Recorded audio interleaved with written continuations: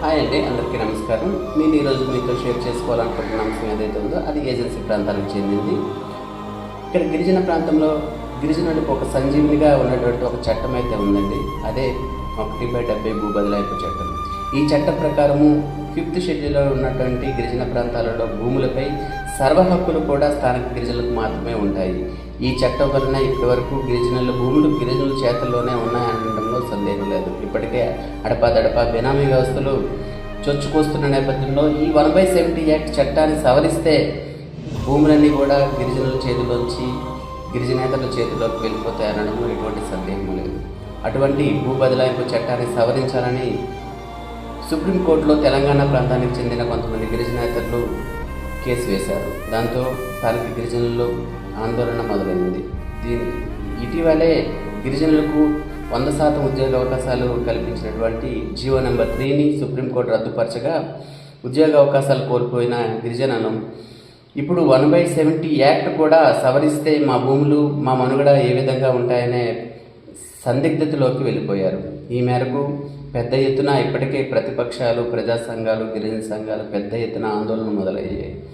ఈ ఆందోళనకు తలొగ్గిన రాష్ట్ర ప్రభుత్వం 1/70 చట్ట సవరణ జరగకూడదంటూ ప్రభుత్వం తరపున ఇంప్లీట్ పిటిషన్ వేయడానికి సిద్ధమైంది.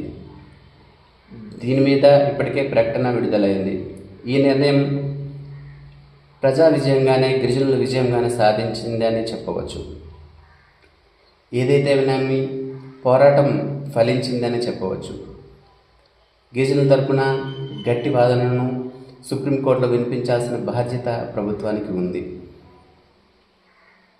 ఇకపోతే ఈ చట్ట సవరణ అనేది అంత ఈజీ అయితే కాదండి. జీవో నెంబర్ 3ని సుప్రీంకోర్టు నేరుగా రద్దుపరిచింది అంటే అది ఒక గవర్నమెంట్ ఆర్డర్ కనుక నేరుగా సుప్రీంకోర్టు రద్దుపరిచింది. కానీ 1/70 చట్టం అనేది ఒక చట్టం. ఈ చట్టంలో సవరణ జరగాలంటే అది కేవలం చట్టసభలకు మాత్రమే సాధ్యమవుతుంది. కానీ సుప్రీంకోర్టు నేరుగా ఆ నిర్ణయం తీసుకోలేదు. కానీ చట్ట సవరణ చేయమని సూచించే అవకాశాలు అయితే ఉన్నాయి. ఆ విధంగా కూడా జరగకుండా ఉండాలంటే ప్రభుత్వం తన పూర్తి వాదనను కోర్టు ముందు ఉంచాల్సిన అవసరం అయితే ఉంది. కాకపోతే కేసు వేసిన వారికి కూడా న్యాయం చేసే విధంగా ప్రభుత్వం ఒక ప్రణాళిక అయితే సిద్ధం చేస్తుందన్నట్టుగా వార్తలు వింటున్నాము. 1/70 చట్టము అమలులోకి రాకముందు గిరిజనేతలకు భూములు కలిగినటువంటి వారికి గుర్తించి ఆ భూములకు ప్రత్యామ్నాయంగా మైదాన ప్రాంతాలలో భూములు కేటాయిస్తే ఈ సమస్యకు ఒక పరిష్కారం దొరుకుతుందన్నట్టుగా ప్రాథమికంగా నిర్ణయానికి వచ్చినట్టుగా తెలుస్తుంది. ఏది ఏమైనప్పటికీ ఏ విధంగా చేస్తారు, ఏం చేస్తారు అనేది పక్కన పెడితే 1/70 చట్టంలో ఎటువంటి సవరణ